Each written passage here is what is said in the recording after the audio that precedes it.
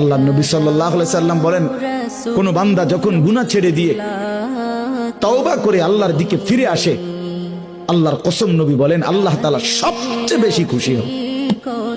আশাদ্দু ফারাহান, আল্লাহ তাআলা সবচেয়ে বেশি খুশি হয় কখন? বান্দা আল্লাহর দিকে ফিরে আসে যখন।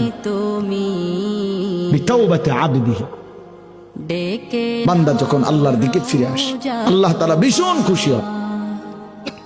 গুনার নাফরমানের জিন্দেগি ছেড়ে দিয়ে আল্লাহর দিকে যখন ফিরে আসে, আল্লাহ তাআলা তখন 7 আসমান সাজিয়ে দেয়, ফেরেশতাদেরকে বলে আসমান সাজিয়ে দাও, জান্নাত সাজিয়ে দাও।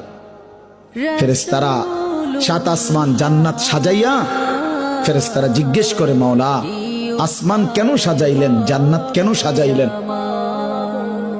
তো আল্লাহ তাআলা বলে আসলাহাল আবদু মাওলাহু, শোনো আজ এক গোলাম যে তার মনিবকে ছেড়ে চলে গেছিল অনেক দিন, আজ সেই ভেগে যাওয়া গোলাম তার মনিবের সাথে সম্পর্ক ঠিক করে ফেলছে।